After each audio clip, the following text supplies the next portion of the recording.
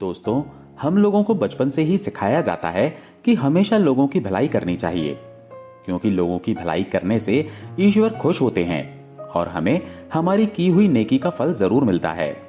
लेकिन जब हम किसी की अच्छाई करते हैं तो बदले में वो हमारे साथ बुरा करता है, तब हमें क्या करना चाहिए?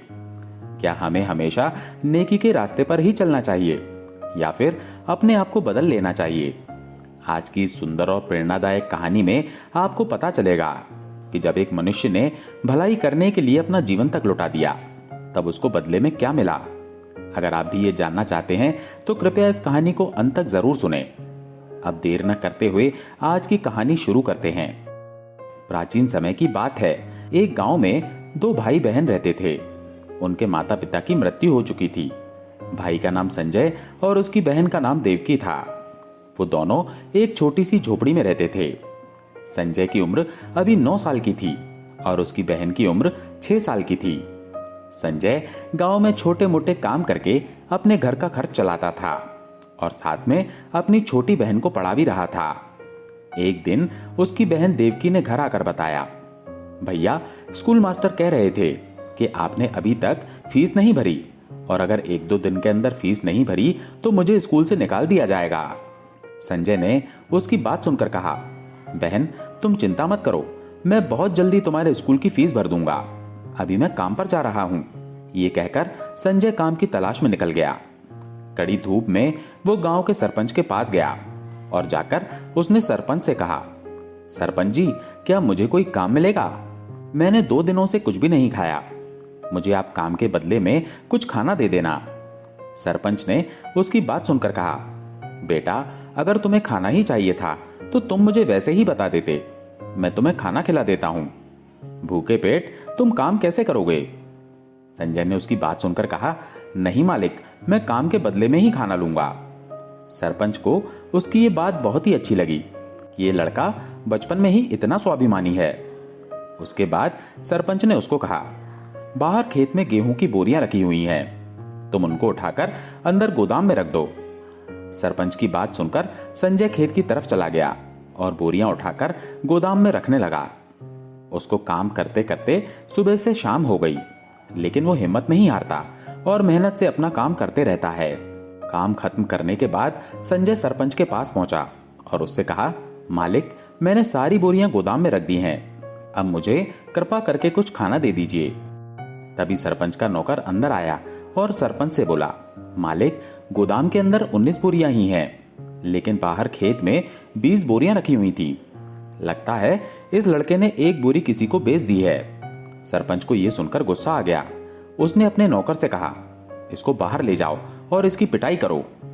संजय सरपंच की बात सुनकर डर गया और बोला, मालिक, मैंने कोई चोरी नहीं की है, मैंने तो अपना काम मेहनत और ईमानदारी से किया है।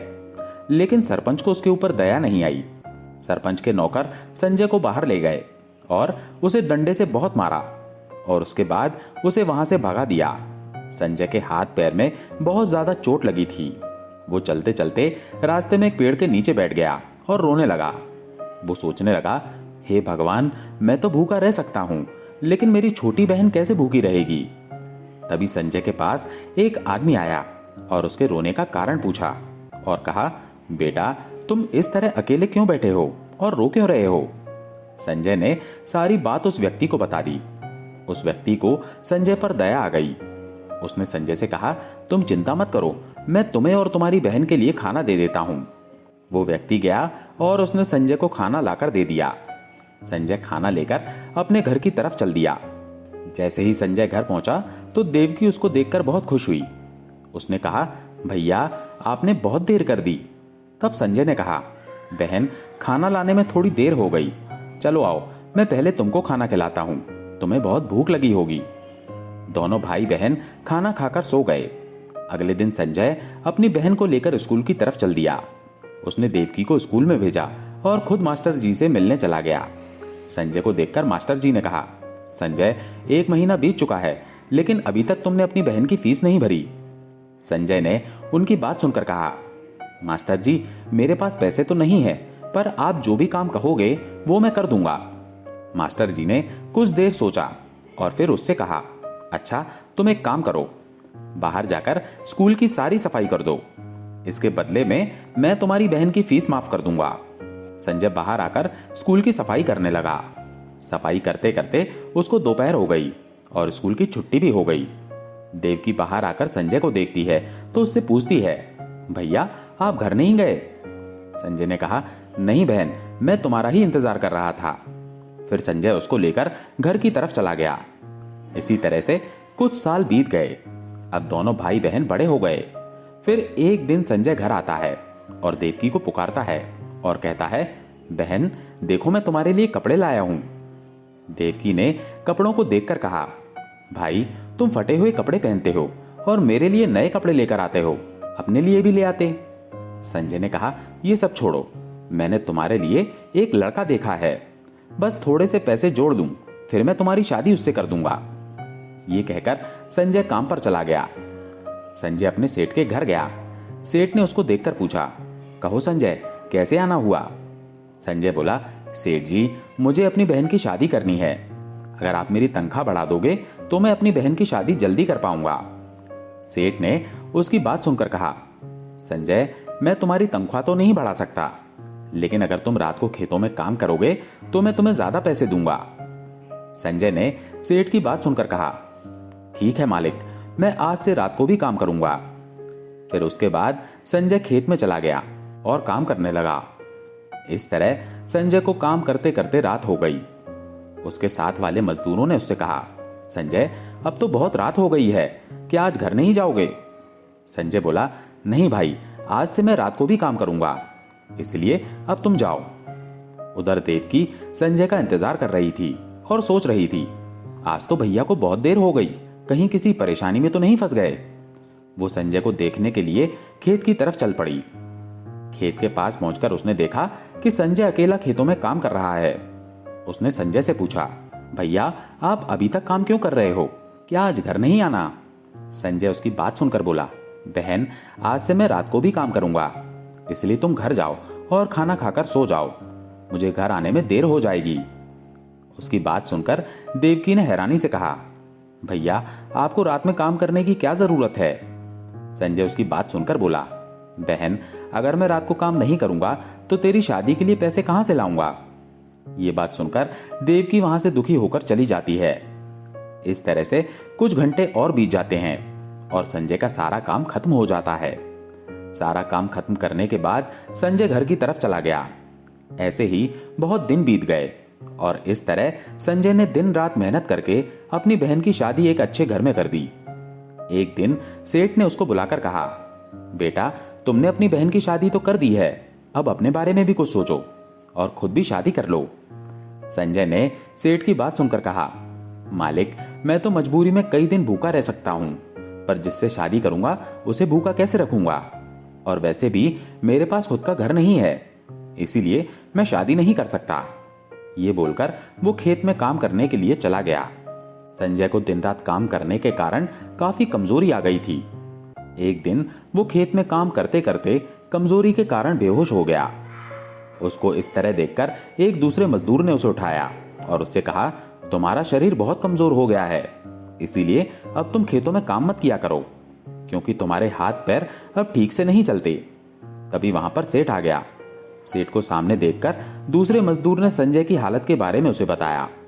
सेठ ने संजय को कहा, बेटा बुरा मत मानना, मुझे खेत में काम करने के लिए स्वस्थ आदमी की जरूरत है, इसीलिए मैं तुम्हें काम से निकाल रहा हूं। हाँ, मैं तुम्हारे इलाज के लिए डॉक्टर को जरूर बुला सकता हूं।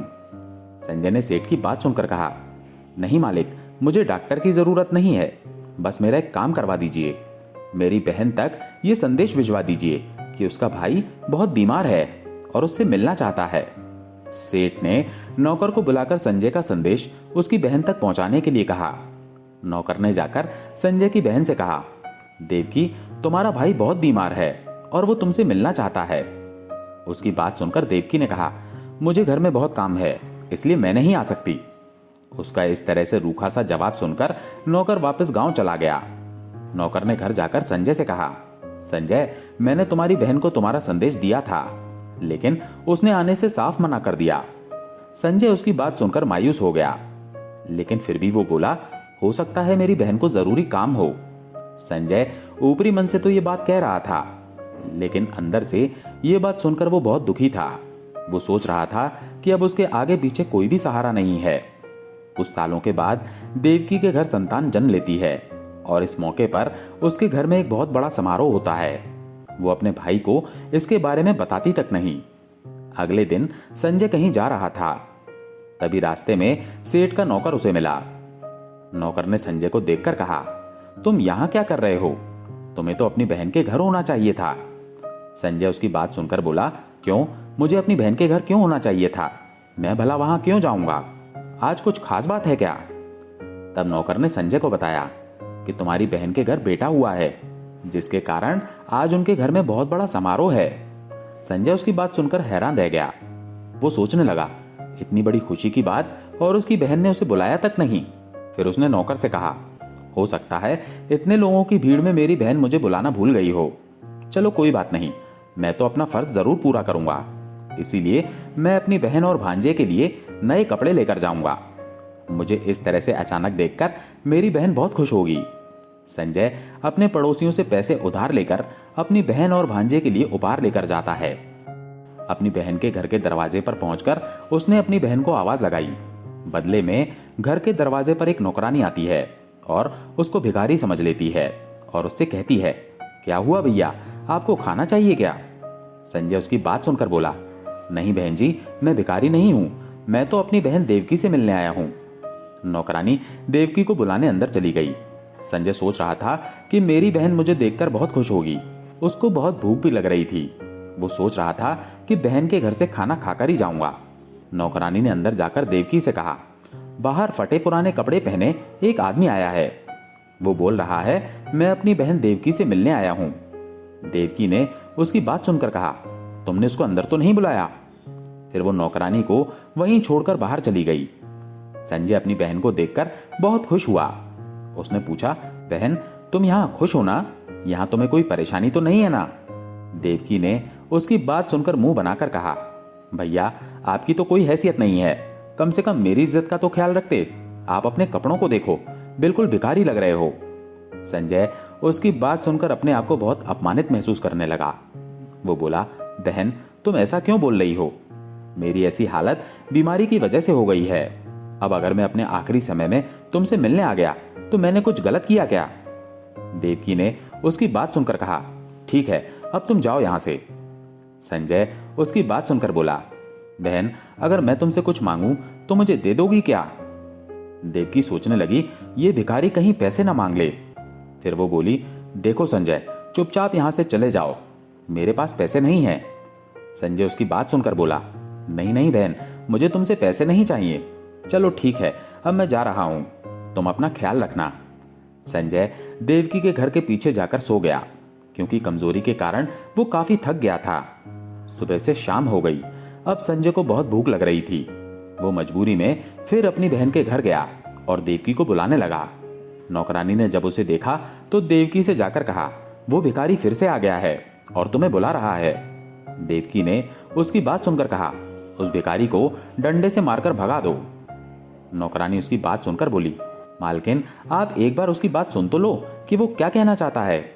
देवकी उसकी बात सुनकर बाहर चली गई और जाकर उससे पूछा, अब क्या हुआ, क्यों चिल्ला रहे हो? संजय उसकी बात सुनकर बोला, बहन मैंने 2 दिन से कुछ नहीं खाया, तुम मुझे थोड़ा सा खाना ही दे दो, नहीं तो मैं भूख से मर जाऊंगा। देवकी संजय को एक कमरे में ले गई और बोली, मैं तुम्हारे लिए खाना लेकर आती हूं, लेकिन तुम इस कमरे से बाहर मत निकलना। संजय बोला, हाँ बहन, मैं बाहर नहीं निकलूंगा। देवकी बाहर से दरवाजा बंद करके चली गई और अपने बेटे के समारोह में मगन हो गई। वो अपने भाई को पूरी तरह से भूल गई और यहाँ संजय भूख से तड़प रहा था। उससे भूख बर्दाश्त नहीं हुई, वो जोर जोर से दरवाजा पीटने लगा। तभी नौकरानी ने दरवाजा खोला और संजय चुपचाप वहां से चला गया और चलते चलते कमजोरी के कारण गिर गया और बेहोश हो गया। अगले दिन उसे होश आया तो उसने देखा कि वो एक जंगल में है। तभी उसे वहां एक महात्मा बैठे हुए नजर आए। महात्मा ने उससे पूछा, बेटा तुम कौन हो और इस जंगल में क्या कर रहे हो? संजय अपनी सारी बात महात्मा को बताता है और फिर रोते हुए पूछता है, गुरुजी क्या नेकी करना बुरी बात है? मैंने तो अपना सारा बचपन अपनी बहन की सेवा में लगा दिया, लेकिन उसके बाद भी मुझे क्या मिला? क्या मैंने कुछ गलत किया था? महात्मा को उसके ऊपर दया आ गई। महात्मा ने उससे कहा, बेटा, तुमने अपनी तरफ से तो नेकी का काम किया है, लेकिन बदले में अगर कोई बुरा करता है तो तुम्हें उसका बुरा नहीं सोचना चाहिए, बल्कि अपने नेकी के रास्ते पर ही चलना चाहिए। क्योंकि नेकी के रास्ते पर चलने वाले को शुरू में कुछ परेशानियां जरूर आती हैं, लेकिन अंत में परमात्मा उसका भला ही करता है। फिर उसके बाद महात्मा ने उसे खाने के लिए एक टोकरी में कुछ फल दिए और कहा, रास्ते में से खा लेना। संजय महात्मा का धन्यवाद देकर वापस चल दिया। संजय घर पहुंचा और जब वो फल खाने लगा तो उसने देखा कि टोकरी में फलों के नीचे हीरे मोती पड़े हुए थे। संजय इतने सारे कीमती पत्थर देखकर हैरान रह गया। वो सोचने लगा कि वो महात्मा कोई साधारण महात्मा नहीं थे, वो जरूर कोई भगवान का रूप थे। उसने मनी मन महात्मा का धन्यवाद किया और कुछ ही दिनों के अंदर संजय नगर का सबसे धनवान आदमी बन गया। उसे अब किसी भी चीज की कमी नहीं थी। वो गरीब और जरूरतमंद लोगों की मदद जरूर करता और उनकी कोई भी परेशानी होती तो वो उनको दूर करता। और उधर एक दिन देवकी का बेटा बहुत बीमार हो गया। उसके इलाज में बहुत सारे पैसे खर्च हो गए। वो बहुत परेशान रहने लगी। तब एक दिन नौकरानी ने उससे कहा, मालकिन, मैंने सुना है कि आपका भाई बहुत धनवान हो गया है। अगर आप अपने बेटे को लेकर उसके पास जाएंगी तो वो आपकी मदद जरूर करेगा, क्योंकि उसके घर से कोई भी कभी खाली हाथ वापस नहीं आता और आप तो उनकी बहन हो। देवकी उसकी बात सुनकर बोली, अब मैं उनके पास किस मुंह से जाऊं? जब उनका बुरा वक्त था तो मैंने उनको इतना अपमानित करके घर से निकाला था। वो अब भला मेरी मदद क्यों करेंगे? देवकी की बात सुनकर नौकरानी बोली, मालकिन, आपका भाई बड़ा ही दयालु है, आप एक बार उसके पास जाकर तो देखो। तब देवकी अपने भाई के घर मदद मांगने के लिए चली गई और जाकर संजय से कहा, भैया, मेरे बेटे की तबीयत बहुत खराब है, क्या आप मेरी मदद कर सकते हो? संजय बोला, बहन, तुम्हें यहां देखकर मुझे बहुत खुशी हुई, और मुझे बताओ कि क्या हुआ है मेरे भांजे को। उसका पूरा इलाज मैं करवाऊंगा, चाहे कितने भी पैसे खर्च हो जाएं। अपने भाई की बात सुनकर देवकी को बहुत शर्म महसूस हो रही थी, लेकिन संजय ने उसे कुछ भी महसूस नहीं होने दिया और उसे घर के अंदर ले गया और उसकी बहुत सेवा की। उसने देवकी को बेटे के इलाज के लिए बहुत सारे पैसे भी दिए और साथ में एक चिट्ठी भी दी। चिट्ठी को देखकर देवकी ने पूछा, भैया, ये क्या है?